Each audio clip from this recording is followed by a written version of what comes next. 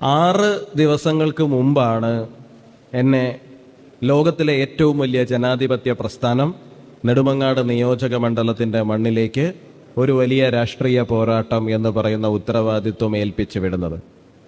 ഈ കഴിഞ്ഞ 6 ദിവസത്തിനിടയിൽ നമ്മൾ നടത്തുന്ന 3ാമത്തെ വലിയ പരിപാടിയാണിത്. കഴിഞ്ഞ 6 ദിവസത്തിനിടയിൽ നെടുമങ്ങാട് സംഘടനയിലെ അല്ലെങ്കിൽ നെടുമങ്ങാട് നിയോജക മണ്ഡലത്തിലെ പ്രവർത്തകര് നടത്തുന്ന 3ാമത്തെ വലിയ പരിപാടിയാണിത്.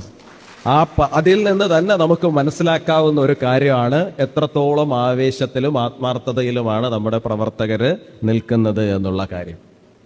നമ്മൾ തീരുമാനിച്ചു ആദ്യം തന്നെ ഒരു വലിയ മാസ് എൻട്രി ഉണ്ടാകണം, ഒരു റോഡ് ഷോ ഉണ്ടാകണം. ഏറ്റവും ഗംഭീരമായിട്ടുള്ള ഒരു റോഡ് ഷോ ആയിട്ട് നമ്മുടെ റോഡ് ഷോ മാറുന്ന ഒരു സാഹചര്യം ഉണ്ടായി.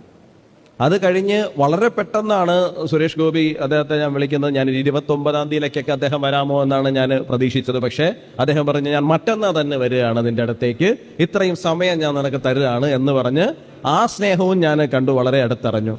അതോടൊപ്പം തന്നെ ഞാൻ ശോഭാ മേഡത്തിനോട് ചോദിച്ചിരുന്നു, മേഡം 22-ാം തീയതി കൺവെൻഷനാണ്, മേഡത്തിന് എത്താൻ സാധിക്കുമോ? മേഡവും എത്താന്ന് പറഞ്ഞു. അപ്പോൾ എല്ലാവരും ഒരുപാട് സ്നേഹം കൊണ്ട് വീർപ്പ് മുട്ടിക്കുന്ന ഒരു സാഹചര്യത്തിലൂടെയാണ് നമ്മൾ കടന്നു പോകുന്നത്. അത് പോരാഞ്ഞിട്ട് നമ്മൾ നാളെ നോമിനേഷൻ നൽകണം.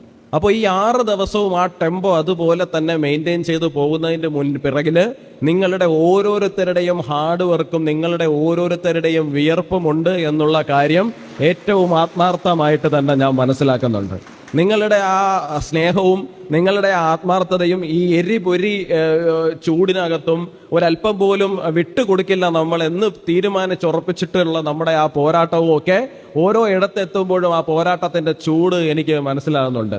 കഴിഞ്ഞ ദിവസം ചെറിയൊരു അബദ്ധം പറ്റി. അബദ്ധമായിരുന്നെങ്കിൽ പോലും ആ അബദ്ധത്തിന്റെ പുറകിലുള്ള ഒരു സ്നേഹം ഞാൻ മനസ്സിലാക്കുന്നുണ്ട്. കാരണം നേരത്തെ മുൻകൂട്ടി നിശ്ചയിക്കാത്ത ഒരു പരിപാടിക്ക് പോയി ഇറങ്ങേണ്ടി വന്നു. ആ പരിപാടി എന്ന് പറഞ്ഞു കഴിഞ്ഞാൽ ഒരാൾ, ഞാൻ ഇതുവരെ കണ്ടിട്ട് പോലുമില്ല മനുഷ്യനെ, 35 തവണ എന്നെ വിളിച്ചു. അവസാനം ഞാൻ ഏരിയ പ്രസിഡന്റിനോടും മണ്ഡലം പ്രസിഡന്റിനോടും ഒക്കെ മാപ്പ് പറയേണ്ടെന്ന സാഹചര്യമുണ്ട്. കാരണം ഇദ്ദേഹത്തിന്റെ ഈ വിളി കാരണം ഞാൻ ഇവരെ ആരുടെ അറിയിക്കാൻ പോലും വിട്ടിട്ടാണ് ഞാൻ അവിടെ പോയി ഇറങ്ങി കൊടുത്തത്. അവിടെ ചെന്നിറങ്ങിയതിന് ശേഷം ആലോചിക്കുന്നത്, പറയുമ്പോൾ ഇവരുടെ ആരുടെ ഞാൻ പറഞ്ഞില്ലായിരുന്നല്ലോ എന്നുള്ള. പുള്ളി ഉച്ചവിട്ട് വിളിക്കുകയാണ്, എടാ നീ എവിടെ, ഇങ്ങനെ സംസാരിക്കും, എടാ നീ എവിടെ, നിന്റെ അടുത്ത് സ്നേഹം കൊണ്ടാണ് വിളിക്കണം, നീ ഇപ്പോൾ ഇവിടെ വന്നേ പറ്റും, ഇവിടെ ഇത്രയും ആൾക്കാരുണ്ട് എന്ന് പറഞ്ഞിട്ട് വിളിക്കുകയാണ് അദ്ദേഹം, വൈകുന്നേരം നീ എത്തണം എന്ന് പറഞ്ഞിട്ട്. അപ്പോ ഈ എടാന്നും നീയെന്നും ഒക്കെ അത്രയധികം ആത്മാർത്ഥതയോടുകൂടി സ്നേഹത്തോടുകൂടി വിളിക്കാൻ പറ്റുന്ന ഒരു ബന്ധം ഞാൻ ഇന്ന് വരെ കണ്ടിട്ടില്ലാത്ത ഒരു വ്യക്തിയിൽ പോലും ഉണ്ടാക്കുവാൻ വേണ്ടിയിട്ട് സാധിച്ചു എന്ന് പറയുന്നത്, എനിക്കിനി ഭാവിയിൽ മുഖ്യമന്ത്രി പദം കിട്ടിയാൽ പോലും ആ പദം പോലും അതിനോട് കിടപിടിക്കാൻ പറ്റുന്ന ഒന്നായിരിക്കില്ല എന്നുള്ള പരിപൂർണമായ ബോധ്യം എനിക്കുണ്ട്.